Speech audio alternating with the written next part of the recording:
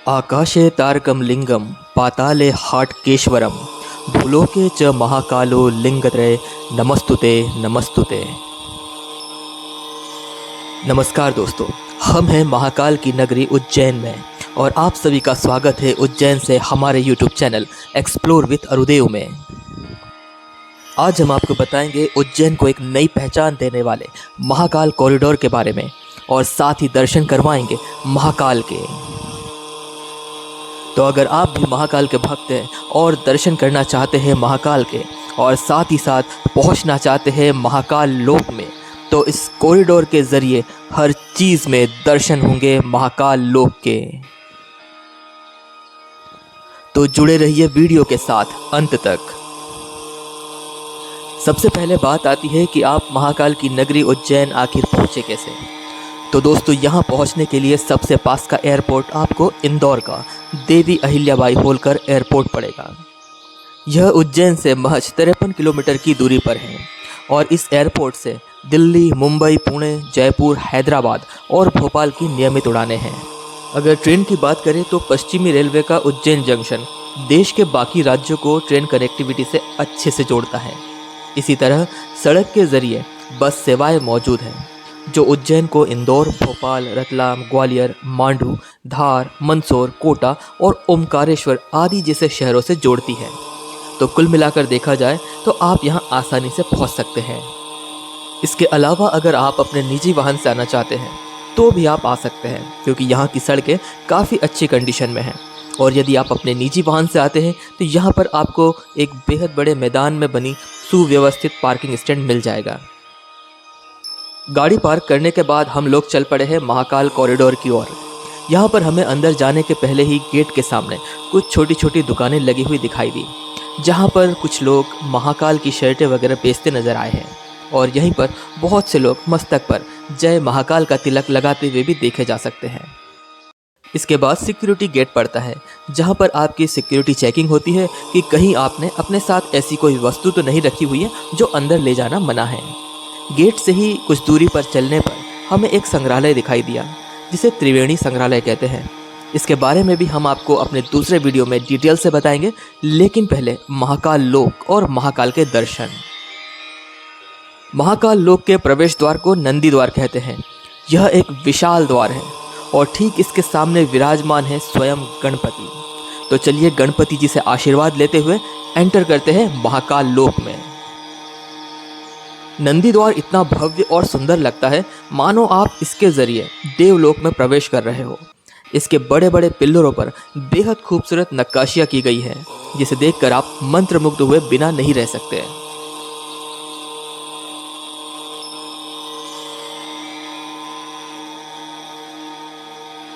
नंदी द्वार से प्रवेश करने के बाद आपको कमलताल में विराजित शिव जी की विशाल प्रतिमा नजर आएगी।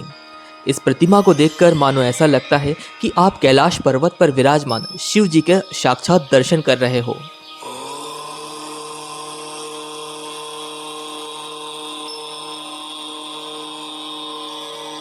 इसी के ठीक सामने आपको सप्तऋषियों की विराट प्रतिमाएं देखने को मिलती हैं। ये सप्तऋषि हैं ऋषि कश्यप, ऋषि अत्रि, ऋषि भारद्वाज, ऋषि विश्वामित्र, ऋषि गौतम, ऋषि जमदग्नि और ऋषि वशिष्ठ।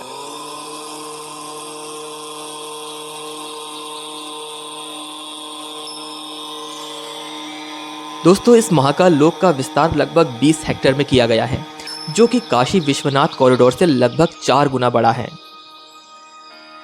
यह कॉरिडोर पौराणिक सरोवर रुद्र सागर के किनारे विकसित किया गया है। इसी रुद्र सागर के पास ही आपको त्रिपुरासुर वध की झलक देखने को मिलेगी। त्रिपुरासुर संहार के विषय में कहा जाता है कि भगवान शिव के पुत्र भगवान कार्तिकेय द्वारा ताड़कासुर का वध करने के बाद उसके पुत्रों ने देवताओं से प्रतिशोध लेने का प्रण किया और इन्हीं ताड़कासुर के तीनों पुत्रों को एक साथ त्रिपुरासुर कहा जाता है। इन्होंने ब्रह्मा जी को प्रसन्न करके वरदान के रूप में मांगा कि अत्यंत दुर्लभ स्थिति में एक असंभव से रथ पर आरूढ़ होकर ही उन्हें मारा जा सके। इसके बाद त्रिपुरासुर तरह तरह से देवताओं को सताने लगे। तब भगवान शिव ने स्वयं त्रिपुरासुर का संहार करने का संकल्प लिया। इसके बाद उनके लिए विशेष रथ, धनुष और बाण का निर्माण किया गया। स्वयं सूर्य और चंद्रमा उस विशेष रथ के पहिए बने, ब्रह्मा जी सारथी बने, मेरु पर्वत धनुष और सर्पराज वासुकी शिव जी के धनुष की प्रत्यांशा बने। इसी के पास ही नवग्रह मंडल बनाया गया है, जहां पर आपको नवग्रहों की जानकारी लिखी मिलेगी। दोस्तों यह कॉरिडोर लगभग 900 मीटर लंबा है और रुद्र सागर झील के पास बना हुआ है। और इस रुद्र सागर झील के बारे में मान्यता है कि इसके दर्शन मात्र से 7 जन्मों की चिंताएं दूर हो जाती हैं। और यहीं पर पास में ही बैठने और थोड़ा आराम करने के लिए बेंचेस भी लगी हुई है, जहां बैठकर आप रुद्र सागर के दर्शन भी कर सकते हैं और थोड़ी देर सुस्ता भी सकते हैं।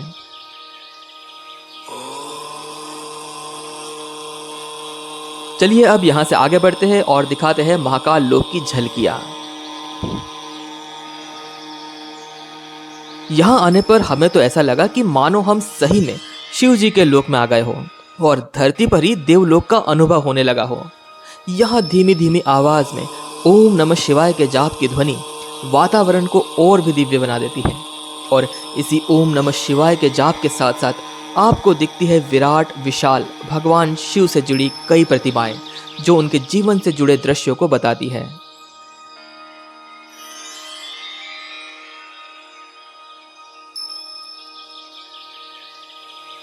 इस महाकाल लोक में भगवान शिव, देवी पार्वती और दूसरे धार्मिक किस्सों से जुड़ी करीब 200 मूर्तियां और भित्ति चित्र बनाए गए हैं।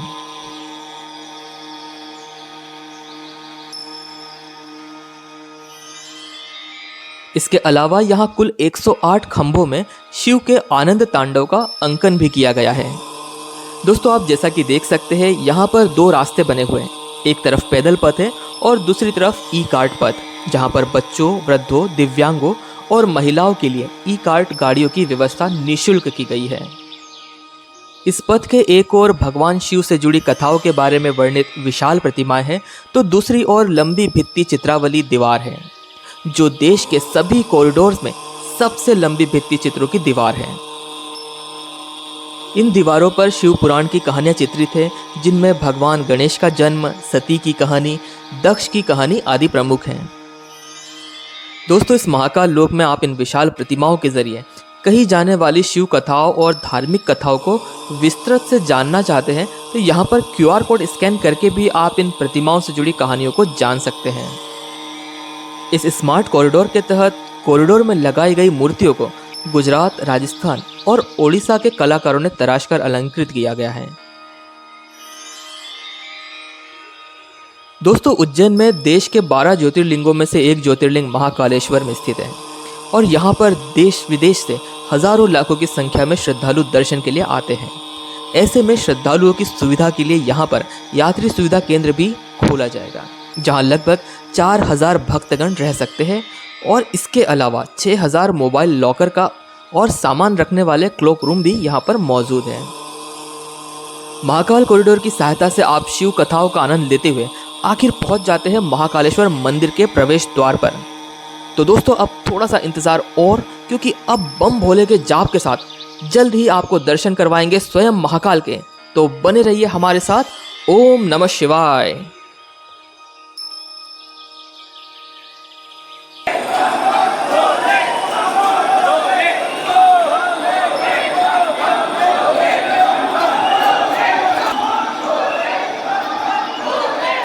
दोस्तों यहाँ पर पूरा वातावरण शिवमय हो चुका है और इतने सारे भक्तगणों के बीच और बम भोले के उच्चारण के बीच एक दिव्य ऊर्जा का संचार होने लगता है, जो महसूस करना वाकई में अलौकिक है।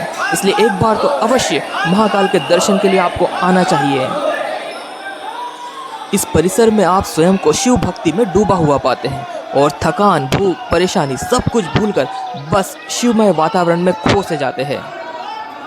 दोस्तों यहाँ पर आपको इन कतारों में बेंचेस भी देखने को मिलेगी, जो वृद्धजनों और महिलाओं या फिर अगर भीड़ जब ज़्यादा हो तब थोड़ी देर बैठने के लिए यहाँ रखी गई है। इस दीर्घा में चलते हुए और बम भोले के जाप के साथ आगे बढ़ते हुए हम अब बस लगभग महाकाल के दर्शन के पास पहुँच ही चुके हैं। दोस्तों 12 ज्योतिर्लिंगों में से महाकाली एकमात्र सर्वोत्तम शिवलिंग है। कहते हैं कि आकाशे तारकम लिंगम पाताले हाटकेश्वरम भूलोके च महाकालो लिंगत्रय नमस्तुते। मतलब कि आकाश में तारक शिवलिंग, पाताल में हाटकेश्वर शिवलिंग और धरती पर महाकालेश्वर शिवलिंग को नमन है। महाकालेश्वर मंदिर की महिमा का विभिन्न पुराणों में विशद वर्णन किया गया है।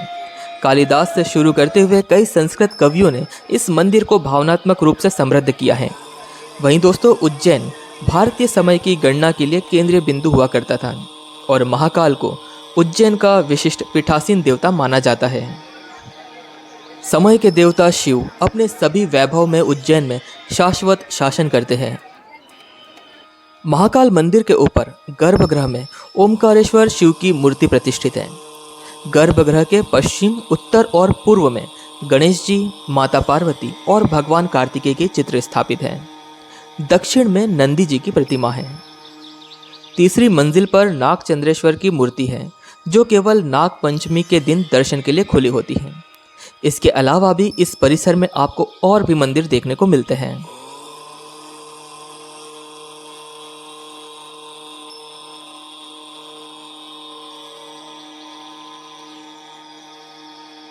दोस्तों, इतना विशाल और भव्य महाकाल कॉरिडोर घूमने के बाद और भगवान महाकाल के दर्शन के बाद थोड़ी भूख तो लग ही जाती है।